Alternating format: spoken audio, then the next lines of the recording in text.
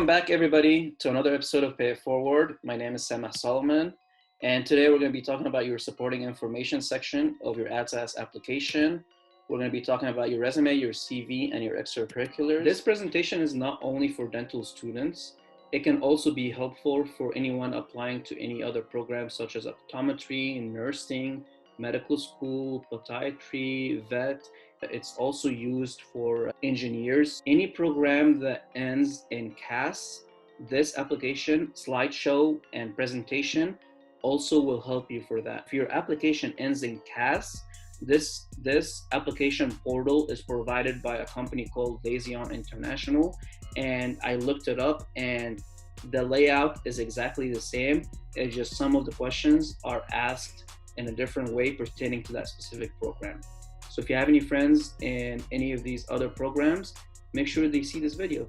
So I'm a second year dental student at ATSU, ASDO, Arizona School of Dentistry and Oral Health. My YouTube and Instagram and Facebook name is DentalLyfe. I provide a lot of important dental related and non-dental related posts. So make sure you check it out and let me know if you have any questions. Today, joining us is Neda.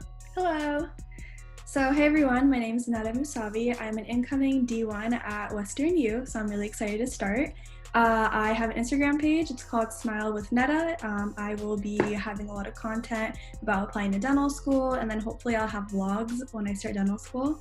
I got my bachelor's at the University of Arizona, and I'm currently getting my master's at Midwestern in Arizona, so I'll be finishing that up in 2 weeks. Nice, congrats. Thank you. So class of 2020, congrats. Here I have a note that whatever information we'll provide to you guys, it's only from our personal experience, so you can use it as a guide, but it's not a guarantee that you'll get into dental school, whatever program you're trying to apply to. So these are the resources that both myself and Neda used when we applied to dental school. So we have the DA Official Guide to Dental School. This is basically your Bible, your Quran, or your Torah, whatever you believe in. And this helped us narrow down what schools we need to apply to, taking into consideration our stats and our volunteering hours and all that.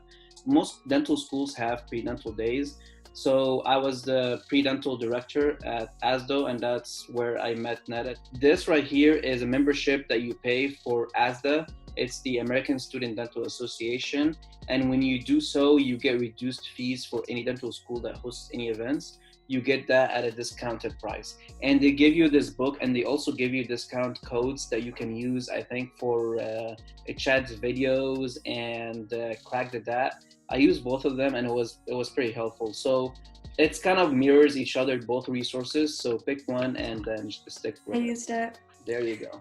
I had sticky notes all over this when I was applying because every page there is information about every school. So I highly recommend getting it. So today we're going to be talking about this section, my application, and specifically we'll be talking about the supporting information.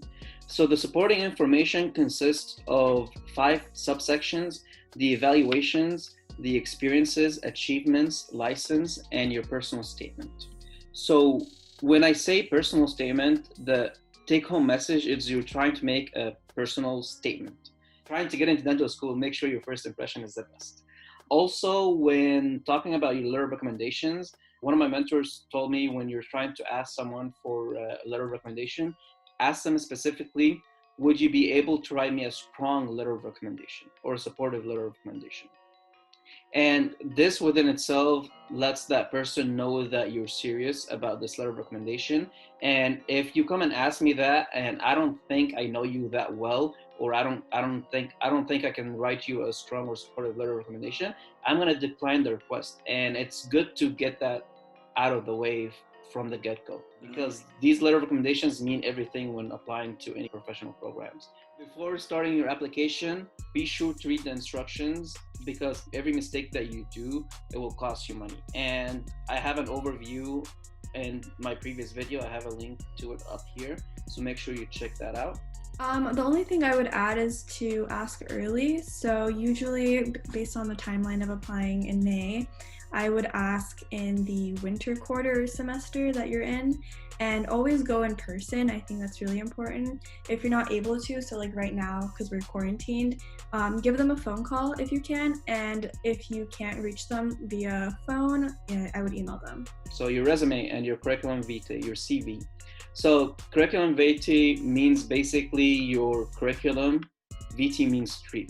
So your educational, your professional tree. And it has a list of everything. And I'll show you my example of a resume and a CV. So here I have my resume that I wrote. I was able to find that version. This was written back in 2010, I think, or 2011. And this is how it looks like. So I ended up trashing that after probably like 50 revisions. And this was the very last resume I did for my last job before getting into dental school.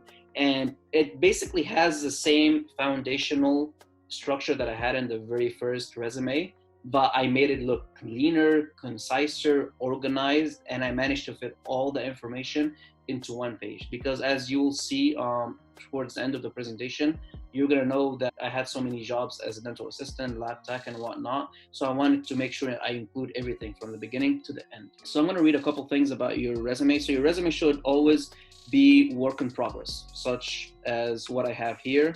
And if you're happy at your current job, still have one that's up to date, because you never know if tomorrow you're gonna need it. So always be updating it.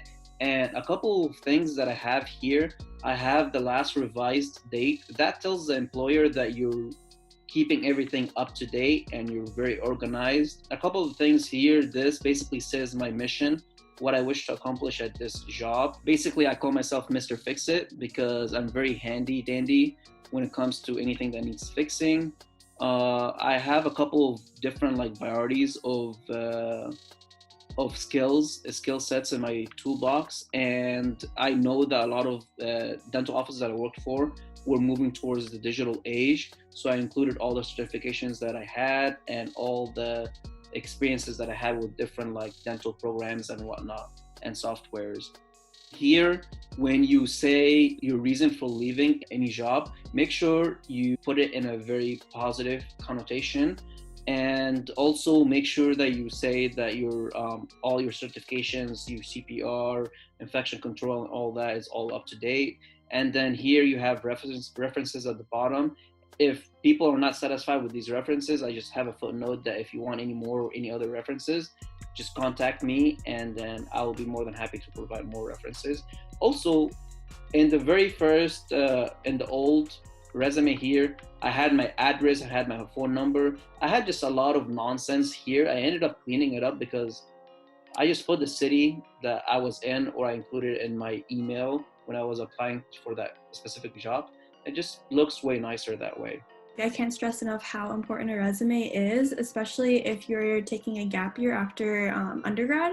So for me, this just takes me back to when I moved to San Diego. I printed out 25 pages of my resume, and I went door to door to every single dental office in my radius of 5 miles, and just went and gave an elevator speech and had my resume to impress them. So I think it's really important, and your resume is very impressive. So definitely as an undergrad, senior year, if you're not applying right away, if you have a little bit of time, just work on your resume.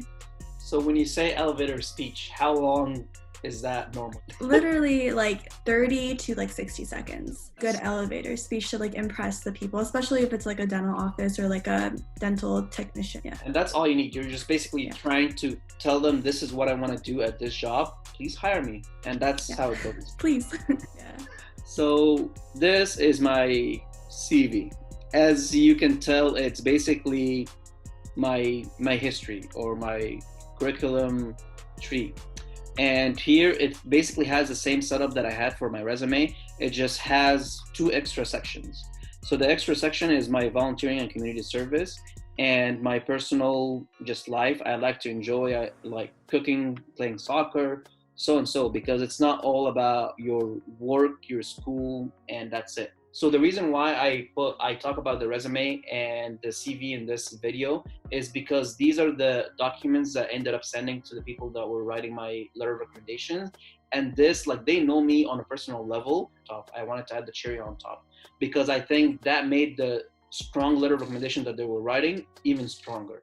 And if you haven't done one yet, I would advise you to do so. All right, so like I said, the supporting information has 5 sections, so we're going to go through every section. So the first section is your evaluations or letter of recommendations. That's what it's also known as.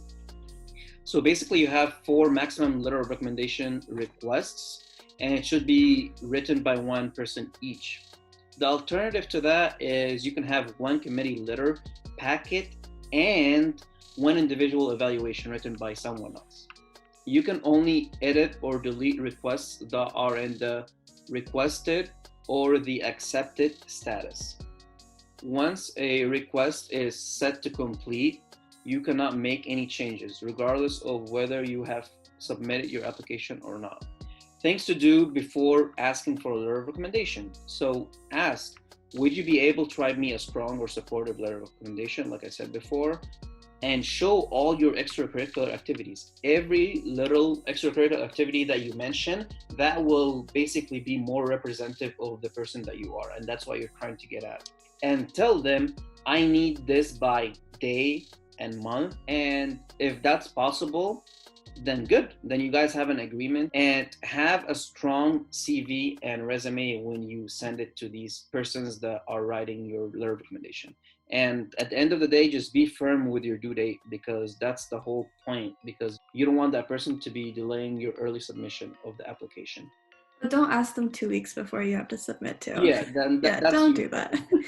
So yeah, or even a month sometimes, unless it's like something happens. But another thing I would recommend is setting up a meeting if you can in person too, and just going over your like extracurriculars or like your CV too. So yeah, that's always helpful. And because of what we have right now, because of the quarantine, you can always do another Zoom. I know no one wants to do another Zoom, but yeah, just do another Zoom. So here, this is how the form looks on the AADSAS application. I screenshotted it. So basically here you have 500 characters, not to fill the 500 characters. It's just like, please, Dr. Adams, I need this letter of recommendation by this. And that's it. Sweet and simple. This is not meant for you to send someone that you had like for general bio like 5 years ago. This is not your request to them, because they're not going to know who you are. This is when you actually establish that agreement that I'm going to write you a letter of recommendation and you're going to need it by that time. Kind of dilemma. And also, I would strongly recommend you to check mark the yes under I waive my right to see this evaluation, because it's a private document. You should not have your eyes on it at all. Another thing is, when you submit these evaluation requests, I would highly recommend you granting permission for the application to contact that reference and for the school to contact that reference, because again, you don't have anything to hide. These are some things that people forget to check mark, and it hurts them. I've always like checked yes, and I've always wondered why they had that option. And like, who would say no? I mean, I don't know. For me, because English wasn't like my first language, I literally I had to read it 5 times. I did. Oh yes. I think 2-hour research on like what it meant and if I should say yes or no. So second part is your experiences. So here I have a screenshot of how your experience sections looks like, and that has 6 experience types. We're going to go through every one of them, A through F. Here at the top of this portion of the application, it gives you a tab where you can click for definitions, and it will tell you what every definition of each experience type is. You're going to find a lot of overlap, because for me, I worked as a dental assistant for 8 years, and some of these hours, like during lunch, I would go and shadow the dentist, because either I didn't have lunch to eat, or I was just so into that procedure that I clocked out, but I went back in to observe. So there's a lot of overlap. You just have to kind of like explain why you have that location on your application under 2 different things. So here it basically says that you give authorization for the portal and the school to contact this location where you had that experience at. So under your experiences, I don't think that they have a limit on how many experiences you can have. but I would keep it between the 20 to 25 range or so, because you don't want a lot of cluttering in there. But the most important thing is take advantage of the star function. It gives you the opportunity to highlight the 6 top experiences to show on your PDF file, because the admissions at every dental school prints out your application in a PDF format, and then they look at everything. In this case, you have academic enrichment, dental experience, employment, extracurricular activity, research, and volunteering. So these are 6 things. So in my opinion, I would highly recommend you highlight one of each. So for me, I didn't do research. So I took advantage of the volunteering, because a lot of schools take that into consideration more highly than anything else, because community service. So I took advantage of that. When I was applying, I did add some of my volunteering that was dental related to the dental experience section. So, and honestly, if you are still confused with the definitions of where you should put your experiences, I think it'd be beneficial to call a couple schools too, just to double check. Keep track of everything in a separate Word doc or an Excel spreadsheet. Yeah, because you don't want to lose all these hours, and you don't want to be submitting your application late because you're sitting there and calculating all your hours. And in the description box, you only have 600 characters to explain that position that you have. Once you submit your application, you cannot edit, you can only add more experiences. Let's say I submit in June and there was a community service around Thanksgiving time. I can go in after Thanksgiving around Christmas time and then submit in that I went to feed the homeless at this homeless shelter or whatever. That's what I mean by you can only add more experiences, because they give you that window and you understand that in the 6 months time frame, you can always do more. And I recommend you do that. Definitely, and that goes for grades too. So if you're taking a master's or you're still in school, it's always a good idea to update every quarter or semester of the classes you're doing, and there's always an in progress tab you can click on.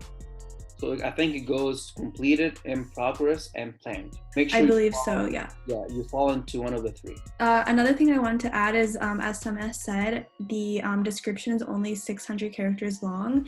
While you are getting your CV or your resume ready, it's always beneficial if you want to add those things to your application to write it and type it out beforehand, so before May 12th if you're applying on the spot. So all you have to do is just copy and paste, because for me personally, I struggled with this because it took so much time out of me applying or doing my secondaries. Instead, I was working on my 600 characters of each description. So I recommend that.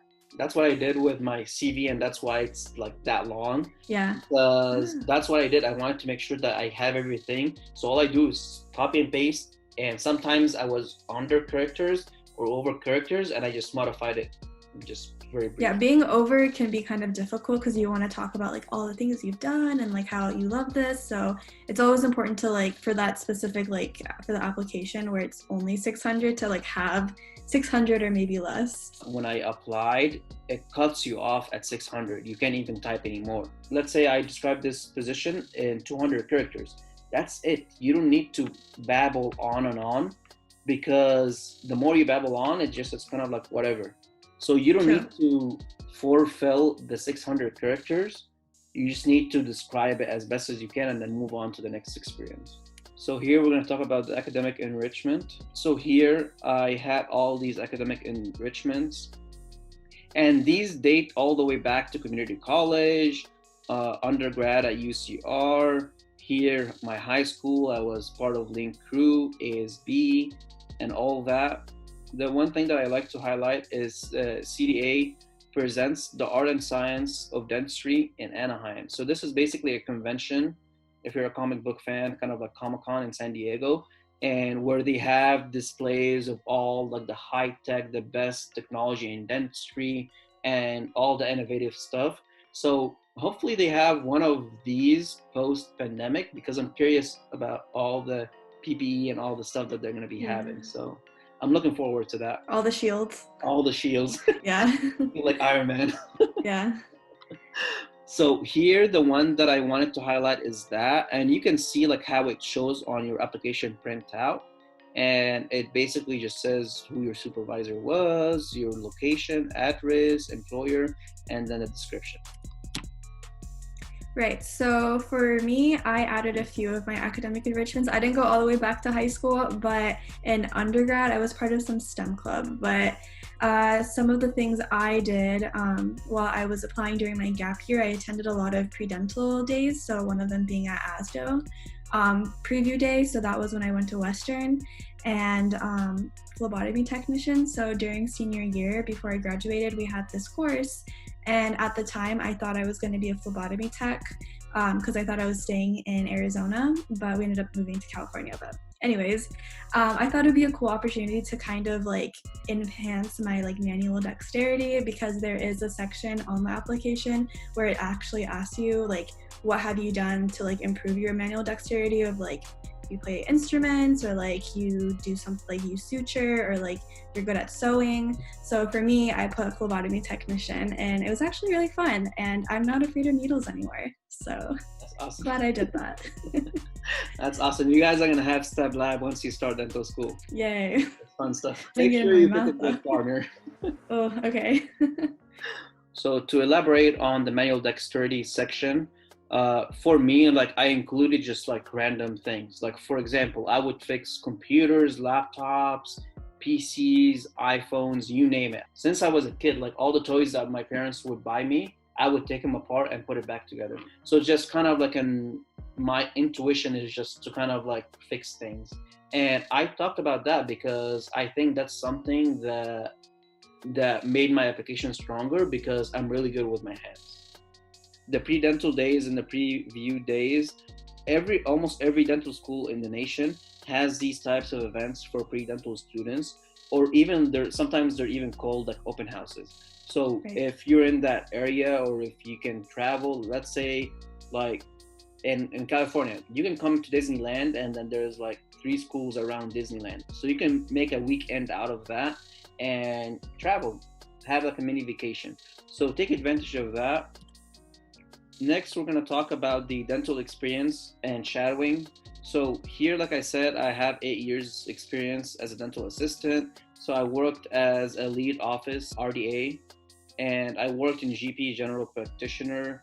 I worked in ortho, perio, endo, pros, oral surgery, even peds with kids. I worked as a dental lab technician, and at one point I was repairing like dental equipments and hand pieces and all that stuff. So these are all stuff that I wanted to do, and I wanted to basically expand on, and I wanted to get experience, because like hand pieces, once you have your practice open, these stuff you have to kind of like hire someone to do it for you.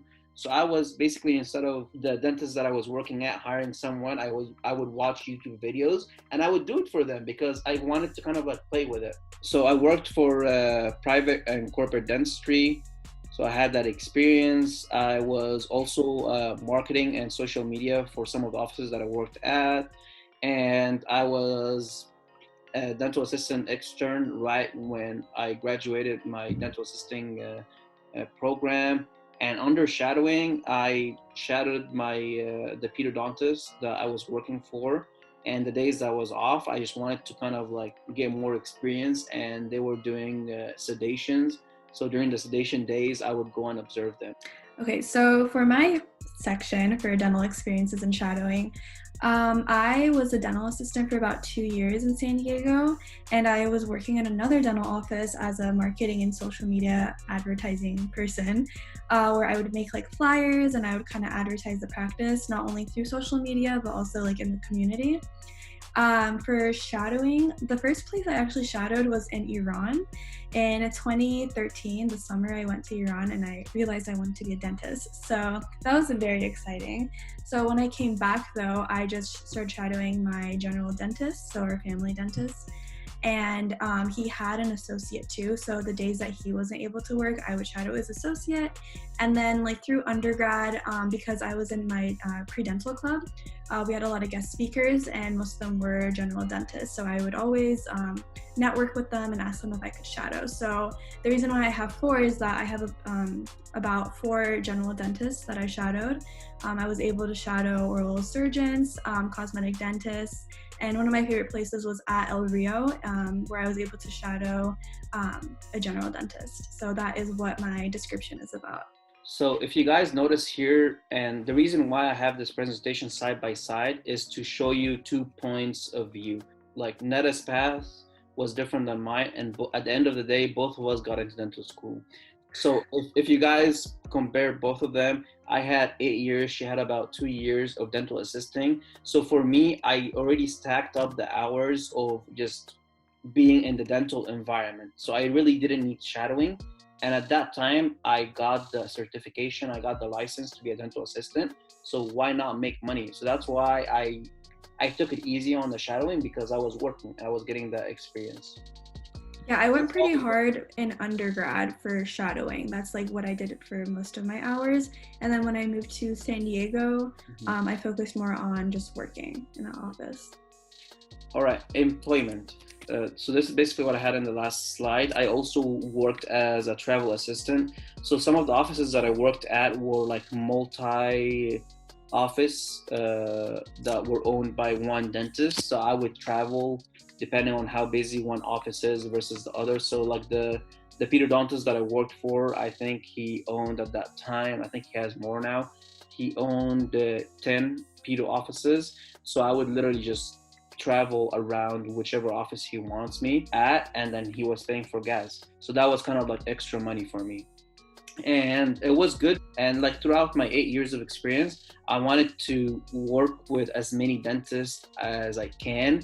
Okay, and here's the thing about being flexible. Being flexible, you should see it as your own personal opportunity to grow. And for me, like when he asked me to be a travel assistant to work at multiple offices, at first I was like, no, because I didn't want to just wake up early, drive and all that. I saw this opportunity as an opportunity to assist more than one dentist. And by the end of my 8 years experience, I think I ended up assisting a total of about 50 dentists. So I got to work with about 50 dentists. That's 50 different ways of doing dentistry. And I think that experience is something that I gained with being a dental assistant, and that's something that they can't teach you in dental school. And that's why I value this experience so much. Just get out of your comfort zone, and if they provide you an opportunity, don't put it down, actually think about it and consider it. Here I talk about my Chevron gas station. I worked as a box boy or a station clerk, and I would use to pressure wash the parking lots during the winters, and it was very labor intensive job. And I was doing that during my dental assistant course, so that way I can pay for it, because my parents couldn't afford it. And that's something that I wanted to invest in personally, because that's how much it meant to me. So I talk about it in the 600 character description. I talk about that, and it shows that I was responsible, I was taking care of myself, and I wanted to start from the lowest and work my way up the chain. And that's how it is. You can't just have everything handed down to you. So for employment for my section, I, as I mentioned before, was a dental assistant, and I worked at the other dental office as an advertising person. In undergrad, I was also an SI leader, so supplemental instructor leader for Physiology 202.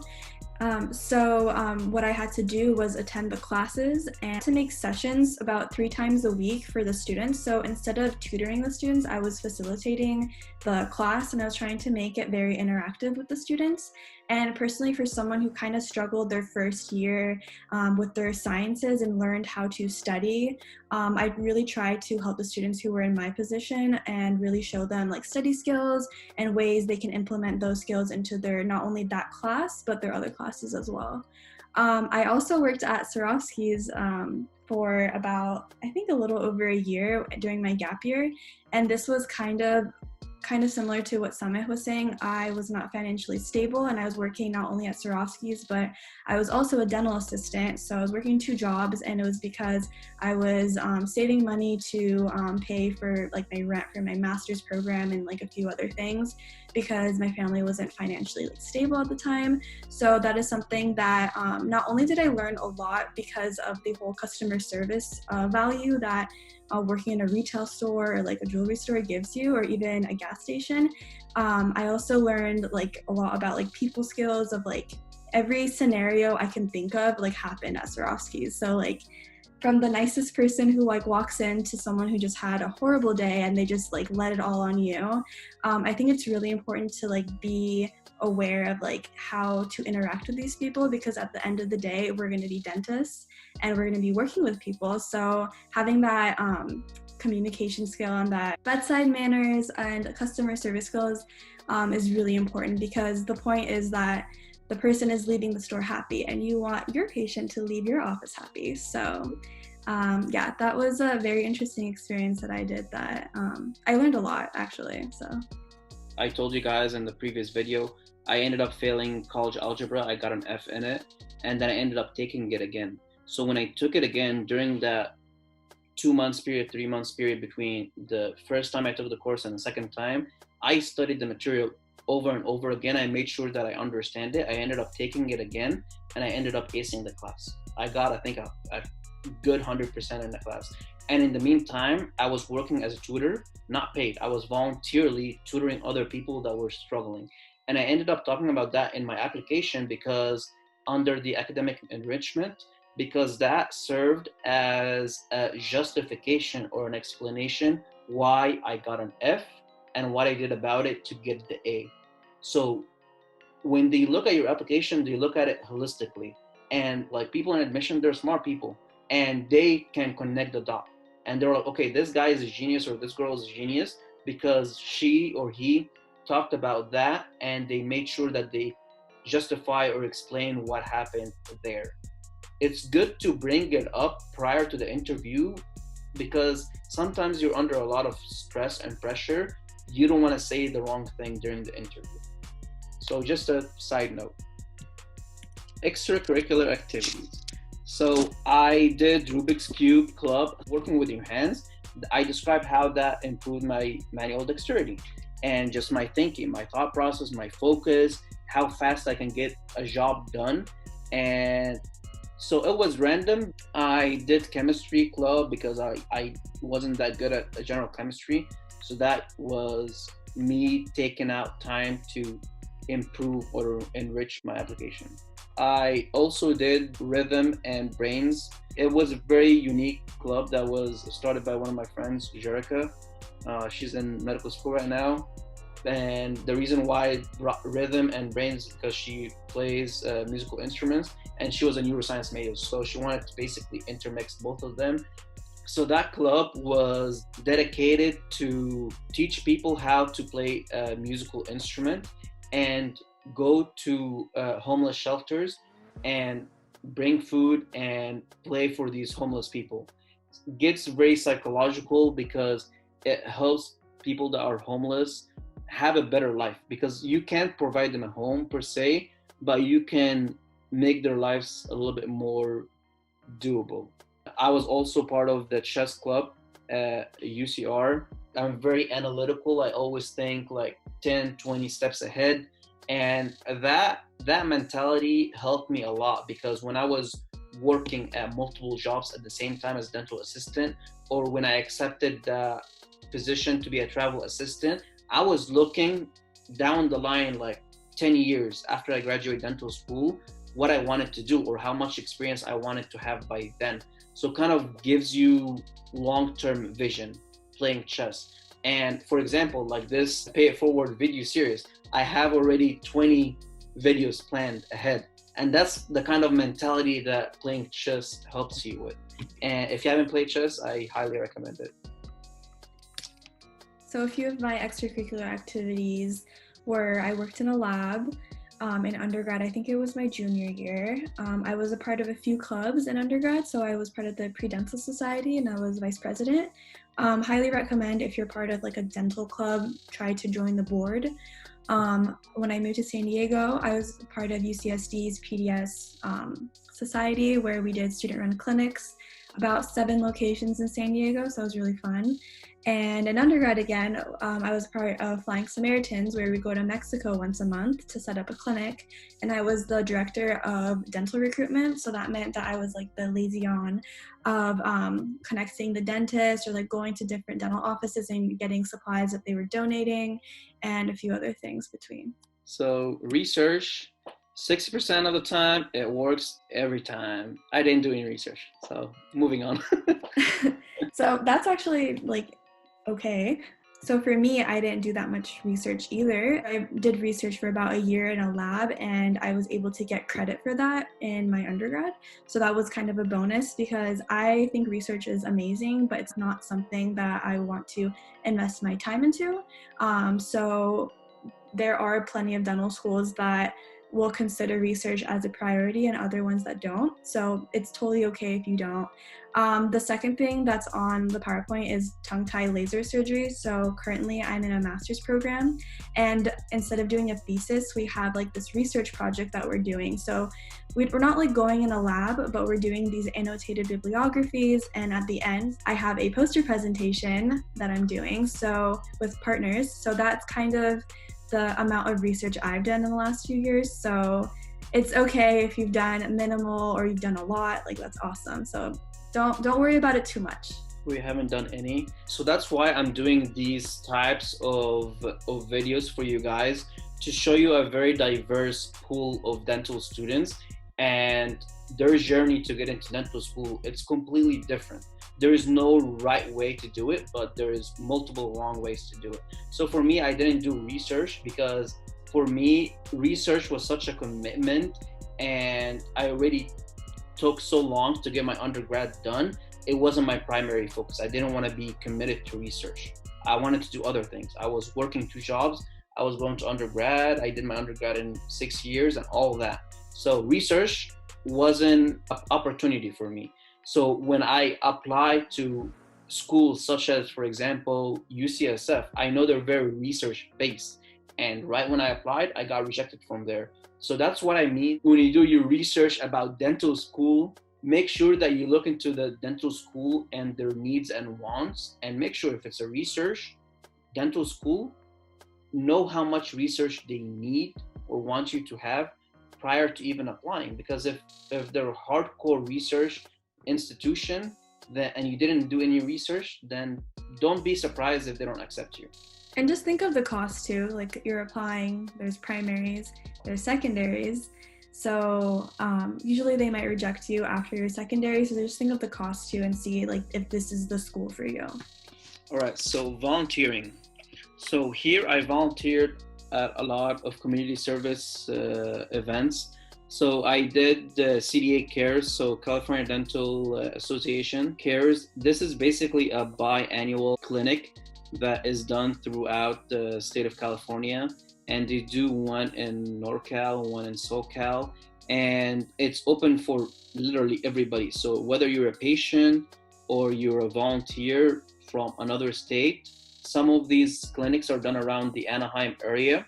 So you can book like the weekend to go to Disneyland or whatever and enjoy yourself, have a mini vacation and help someone else that is in need. So what is special about CDA Cares, I know I mentioned in another video, is the people that you help, the patients that you help, most likely they want to pay it forward for as long as possible and watch it grow. So these patients that you help, they end up volunteering as general volunteers to make sure that they help other people that need help. And the event is amazing. Last one I did was in September, I believe, where I last saw Dr. Eden, and it was in San Bernardino. So it's an amazing event. I also did community service, pre-dental society or club at UCR. So most schools have a pre-dental club. If they don't have one, make sure you start one. And they have like a free clinic where it was in association with Western U. So you're going to be very familiar with that clinic. It's called the Riverside Free Clinic. So I think they do it as 3rd and 4th year students. So you're going to be looking forward to that. Also, I was a part of Global Dental Brigades, where they do mission trips to Nicaragua and other countries to help people in need. I was also part of GCAS and Give Families a Smile. So GCAS is very big. It's a nationwide event, and it's mostly held during the month of February because it's dedicated for kids. And February is National Kids Oral Health Awareness Month. And for my non-dental, I volunteered a lot at my Coptic Orthodox church at different locations. And here I have the last volunteer that I did before applying was during Thanksgiving, where me and my mom cooked a couple turkeys. We took it to church and we ended up making boxes of food. And then I contacted some of the many dentists that I worked with, and I asked them if they're willing to donate some of their toothbrushes and toothpaste and floss and any hygiene products so they can give away to the homeless, and they were more than happy to help. So I basically coordinated a couple things with that, and we basically went to, I think it was downtown LA. We did two of them. One of them was in downtown LA and the other was in Pomona, and we fed a lot of homeless people during that holiday period, which meant the world to them. That's awesome. So for volunteering for me for dental related, I was the vice president of the University of Arizona's Pre-Dental Society. I was also the director of dental recruitment with Flying Samaritans. So those were cool because not only did we have clubs like once a week or once every 2 weeks, but we had things we would do for the community as well. UCSD PDS student-run clinics, that's probably one of my by far like favorite experiences that I've done because of the student-run clinics that we have all around San Diego. CDA Cares is also something I've similar with Sameh because I believe it was 2018 that I went. It was in Anaheim. Yep. So that was really fun. It was a 3-day event, I think, and it was really cool because they had all these different sections. So you had your sterilization unit, you had your pediatrics, you had your x-rays, and you had your general dentists and specialties. So like I got to work with so many faculty from like UCLA, UOP. So that's also a really good opportunity to start networking too as a pre-dental student. I also volunteered at a general dental office. So that's the office I initially started shadowing at the office, and then I started volunteering, and then they ended up hiring me. So it's kind of a 3-step process. So that was kind of cool. So I was able to see what it was like to be just a shadowing pre-dental student, volunteering and working. And those 3 perspectives are like completely different. So it was really cool. And then 𝘍𝘰𝘳𝘸𝘢, again, that was one of my favorite places where I not only shadowed, but volunteered. So non-dental volunteering now, one of the things I did was be a part of Worship Methodist Church. So every Sunday I would go to the church, and we had not only a station for like food and where we would prepare food, but we had like a ER or like an emergency kind of clinic. So I was a part of that. So I would go around and take vitals of the people who wanted to be seen by the doctor, and I would kind of just talk to them and like hang out with them for like a few hours every Sunday. I was also part of the Islamic Center of Tucson. So during like Ramadan, I would always take a few hours out of the day to volunteer. That was either passing food or preparing food. And then the last 2 was when I moved to San Diego. I was part of Feeding San Diego and the Boys and Girls Club that's like down my street. I went hard on those 2 the last like 2 years because the schools I was interested in recommended a lot of hours for non-dental volunteering as well. So all I did was just go on Google and just type in like volunteering around me, and there's always a volunteering opportunity like almost every single day that you can commit to increase your hours. When you do the volunteering, it can be literally anything. It doesn't have to be religious or dental. So for example, like you can literally look up like volunteering around me, like Neda said, and there is volunteering that you can do online. Like you mentioned, like it doesn't have to be religious or it doesn't have to be with your specific community. So for example, Feeding San Diego, we just went in a warehouse full of food to just like make lunch boxes for like families, you know? So it honestly, like there's so many different like non-dental volunteering things you can do out there that I think some of the volunteering like soup kitchens and like netting people, like making clothes and all that stuff. Right. So when I say non-dental related, you can be very strategic about how you pick these types of volunteers. So again, at the end of the day, you want to be able to say that you give back to a certain organization, but who says that you can benefit at the same time? That goes as a skill set for improving your manual dexterity, and at the same time you're volunteering. So like I said in the last video, that's two birds, one stone. And that's what you're trying to get at, is make sure that your application connects all together and ties in a good bow at the end, because they see you as an applicant holistically. So last thing about the experience section is, for all of them, like I mentioned before, it's 600 characters. You don't have to reach that maximum, just keep it brief. So achievements can be in the form of awards, honors, or scholarships. Just like experiences, they have definitions as what identifies as an award, scholarship, or honors. And for here, they give you the top 4 that you can put a star on. So make sure that you basically pick one of each if it's possible. If not, then just pick whatever you want. And talk about research and any publications and any awards, any research, any sports, any achievement that you can talk about. So for example, at my church, we have like hymns, singing and all that. And we have a competition within our bigger church. We compete like who has the best voice, who can memorize, who sings the best, kind of basically America's Got Talent, but for a church. And that's an achievement.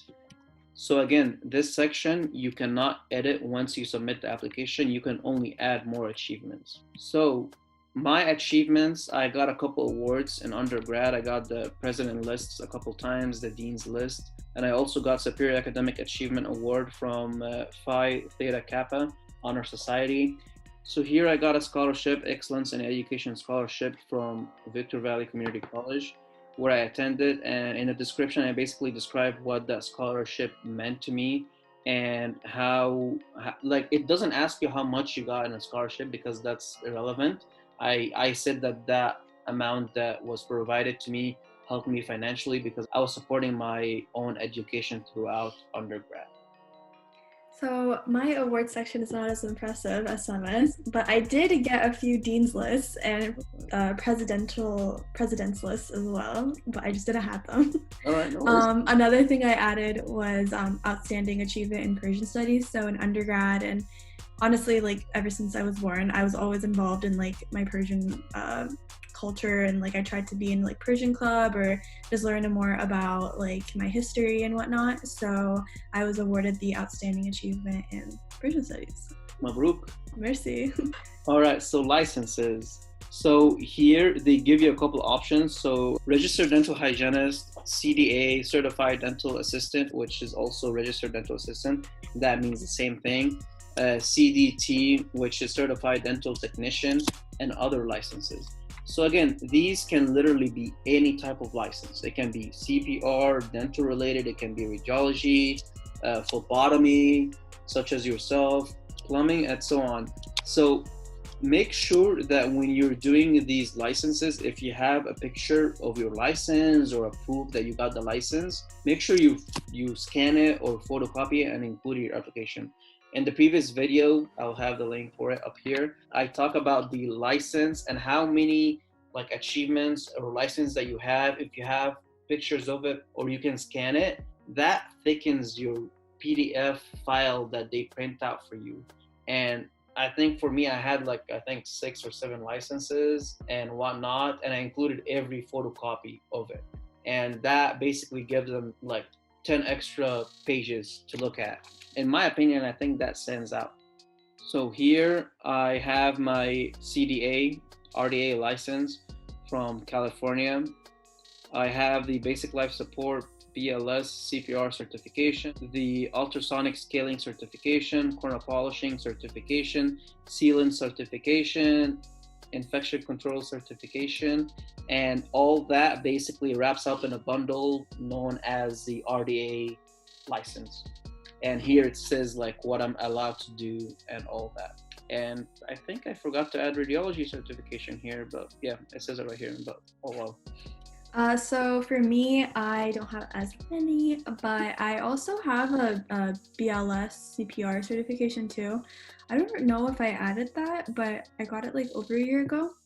And just a few other things. So because I was part of the UCSD's PDS program, we do chairside assist. So we have to get OSHA, we have to get a few certificates like that one. As a pre-dental, if you're an undergrad and you're applying straight to dental school, you might kind of just think, oh, I don't have a license. Like, what do I do if I don't have that much like information on this section? And that's okay.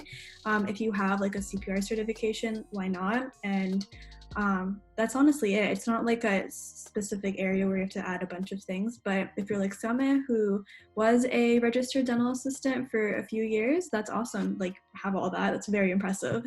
These licenses, and again, all of the supporting information section, you cannot remove, but you can always add. So get your application in right when the application portal opens, submit it. And then let's say you graduated, you have 6 months that you don't have anything to do. I would say go take your CPR license, go take your radiology license. Don't go in that 6 months and go and try to get your dental assistance in 6 months, because you need about a year to get it, and then it's kind of useless because you're trying to get into dental school and you will hopefully get into dental school that year. Invest in little things, because every certification that you try and get, it costs money. But what I'm trying to say is you can do so much in that span of time. Once you submit your application, get that out of the way.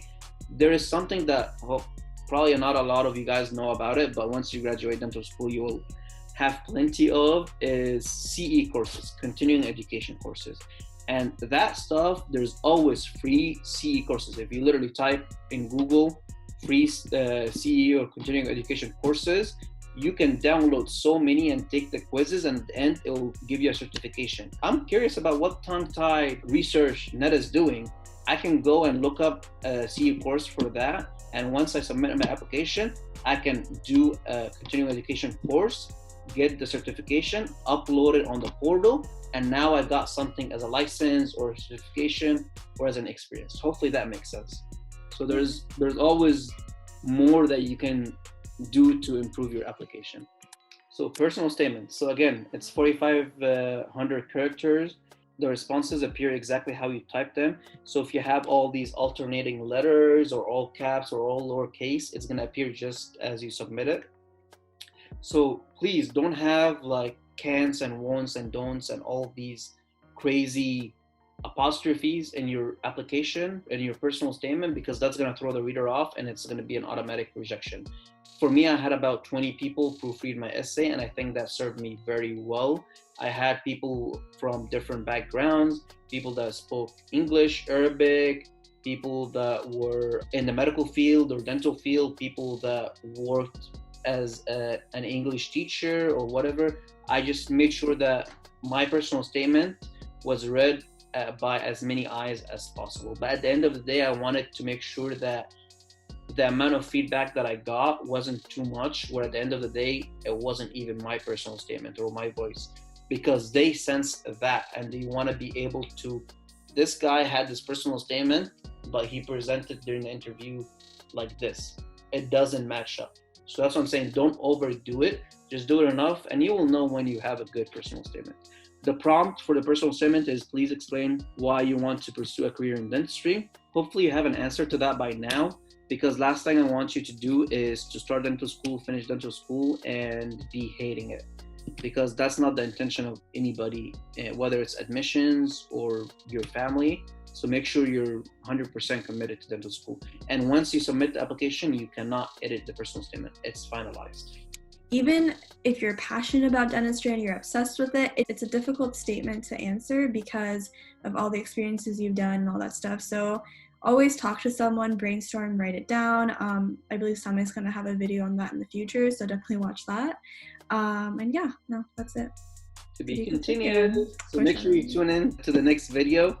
So a couple of things that I wanted to share with you guys is the check status tab. So here you can check the evaluations, your letter recommendations, and it will show you if it's requested, accepted, or completed.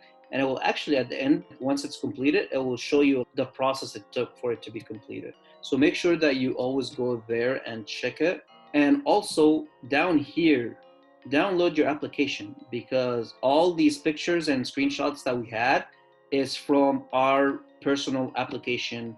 And that's exactly how it presents to the admissions committee.